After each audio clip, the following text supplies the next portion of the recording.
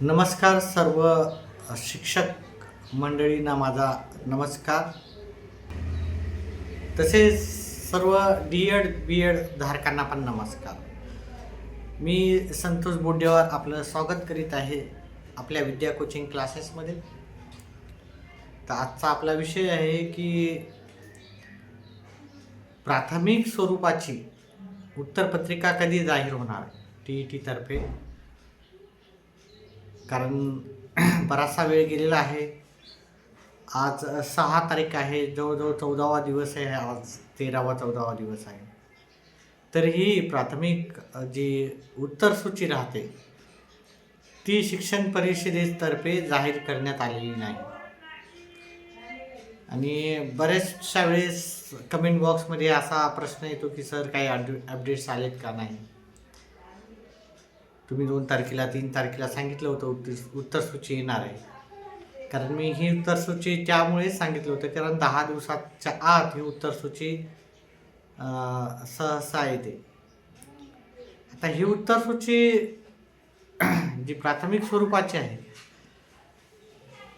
ती उत्तरसूची जाहीर करण्यात कोणत्याही प्रकारची अडचण नसायलाच हवी होती. कारण पेपर आधीच राहतात, कोणते प्रश्न आहेत आणि त्याच्यानंतर जे कोणी याच्यात हे पेपर काढलेले राहतात त्यांनी आधीच उत्तर याचे काय आहेत ते त्यांनी काढलेले असतात. ते प्रश्न आणि त्याचे उत्तर आधीच सर्व याचं उत्तर काय आहे काय नाही ते आधीच राहतं. म्हणजे नेमकं ज्या दिवशी पेपर झाला त्याच्या दुसऱ्या दिवशी पण उत्तरसूची जाहीर करायला काही हरकत नसते. पेपर चेक करायला वेळ लागू शकतो, पण उत्तरसूची जाहीर करायला कोणताही विलंब न लावता ही उत्तरसूची जाहीर व्हायला हवी होती. पण ही उत्तरसूची काही कारणामुळे जाहीर नाही झाली. त्याच्यामुळे भरपूर जण म्हणतात सर तुम्ही बरेच वेळेस येता आणि सांगून पण जाता की उत्तरसूची येणार आहे, या दिवशी उत्तरसूची येणार होती आणि ती आली नाही आहे. तर उत्तरसूचीला कोणत्या कारणामुळं उशीर होतोय ते तर मला अजूनही कोणत्याही म्हणजे काही माहिती नाही त्याच्याबद्दल. काही अशा पण चर्चा होते की TETच्या पेपरमध्ये पेपरफुटी झालेली आहे, 2-3 जागी पेपरफुटी झालेली आहे. मग त्याच्यामध्ये किती जण असतील हे ना, किती जण याच्यामध्ये किती लोकांनी हे पेपरफुटीमध्ये किती लोक इन्व्हॉल्व होते, किती शिक्षक लोकांना हे याच्यामध्ये इन्व्हॉल्व होते, त्याचं अजूनही खरी माहिती आलेली नाही. हा आकडा 100ही असू शकतो, 200 असू शकतो, 500 असू शकतो, जास्तही असू शकतो. पेपरफुटी करणाऱ्याने पेपरफुटी केली ती प्रत्येक पेपरला 3 लाख रुपयाप्रमाणे घेतले होते. पण त्यानंतर आता संभ्रम असं पण राहू शकते की बाबा पेपर हा रद्द होऊ शकतो का. हा पेपर रद्द तर नक्कीच नाही होणार आहे. कारण भरपूर आता एक तर हा पेपर ह्या कारणानं पण रद्द नाही होऊ शकणार कारण शिक्षकांचा ह्या TETला पूर्णपणे विरोध आहे. TET घ्यायलाच नाही हवी. पेपर ह्या वेळेसचा अतिशय सोपा होता. येणारे पेपर पण सोपेच राहू. त्यामुळे जे लोक पास होणारे आहेत, मग काही जर त्यांचं तर म्हणणं आहे ना, या परीक्षेला काही लोक पास होतील आणि नाही जे पास नाही होतील ते आपण पुढच्या परीक्षेला पास होण्याचा प्रयत्न नक्कीच करणार आहोत.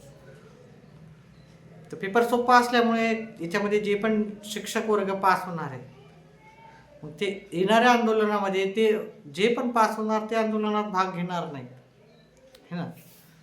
तर आणि अशा TETच्या परीक्षा ज्या असतील, कारण TET हे केंद्र सरकारनं ठरवलेलं आहे TET परीक्षा घ्यायची आहे आणि कंपल्सरीच आहे. मग TET परीक्षा जर कंपल्सरीच पुढे राहिली आंदोलन करूनही, कारण बरेचसे राज्य, फक्त महाराष्ट्रात नाही बरेचसे राज्य पण TETच्या विरोधात आहे, शिक्षक तिथलचे संघटना पण विरोधात आहे. राज्य सरकार पण प्रयत्न करते, असं नाही की इथे राज्य सरकार काही प्रयत्न करत नाही. पण काल पण एक शिक्षण मंत्र्याचं एक प्रेस कॉन्फरन्स मी ऐकली. ते म्हणे की आपण याच्यात काहीही करू शकत नाही, हे पूर्णपणे केंद्राच्या हातात आहे. हो, खरोखरच राज्य सरकार याच्यात काय कोणत्याही प्रकारचा हस्तक्षेप करू शकत नाही. वेळोवेळी आंदोलकाच्या याच्यामध्ये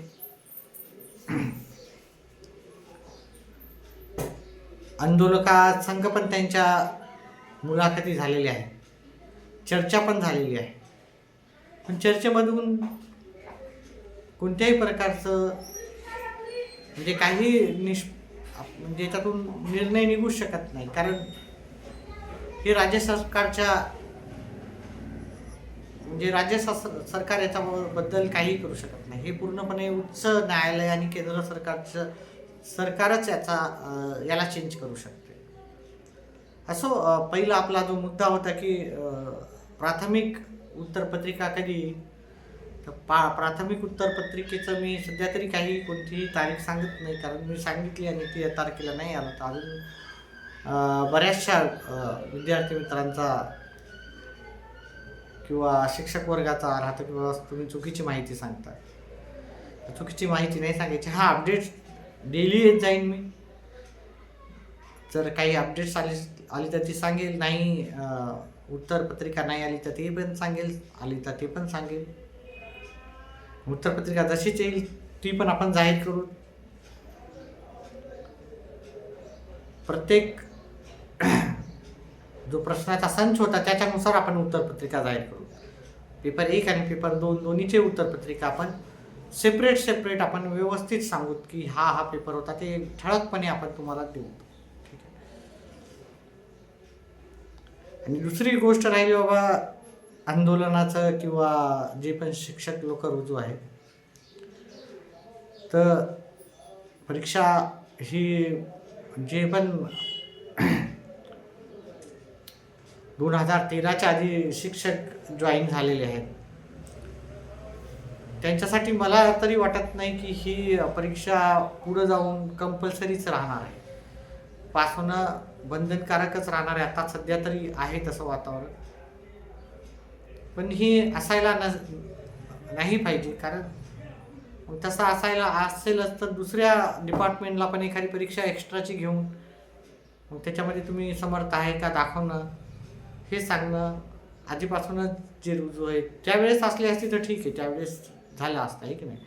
त्यावेळेस मग त्या अटीनुसार शिक्षक लोक जॉईन झाले असते, शिक्षक मंडळी जॉईन झाली असते.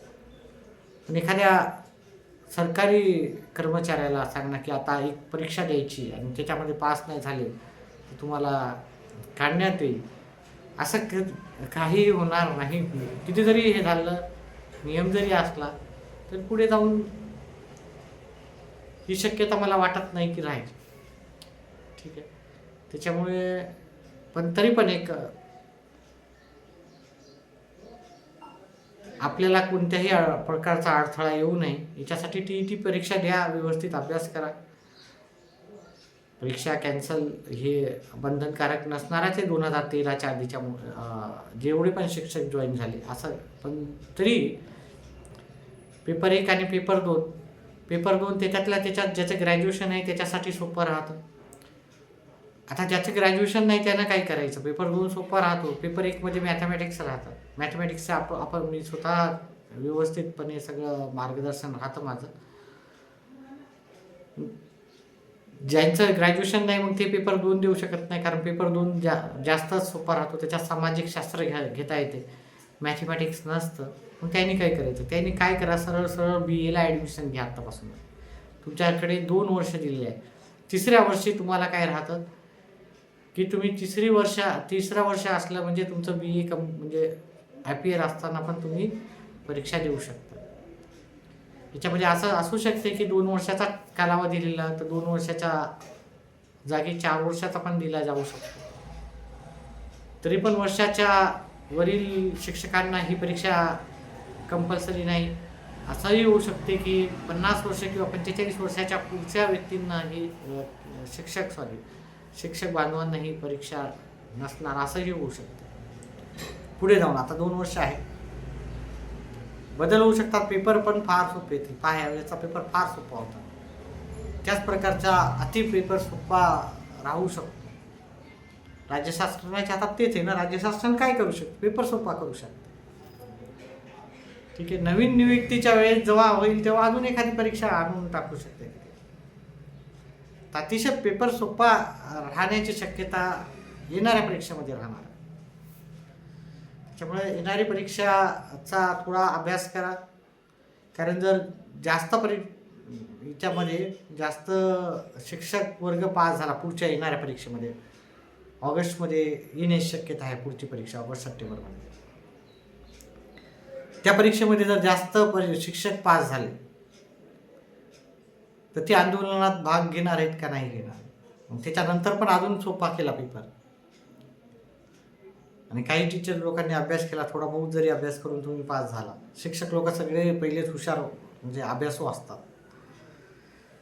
थोडा जरी अभ्यास केला तर पास झाला. 80% लोक पास झाले, 90% पास झाले. फक्त प्रत्येक जिल्ह्यातून एखाद 2 टीचर असतील, 7-8 जण असतील, 10-15 जण टीचर असतील प्रत्येक तालुक्यातून. आंदोलन तेवढं मोठ्या प्रमाणावर उभं राहणार नाही. त्यामुळं आंदोलन तर एक भाग ठीक आहे, आणि मला वाटत नाही की हे जे निर्णय आहे सरकारचा तो टिकेल. तरी आपण अभ्यासाला सुरुवात करायची काही नाही. सर्व शिक्षकांना अभ्यासाची आवड आहेच.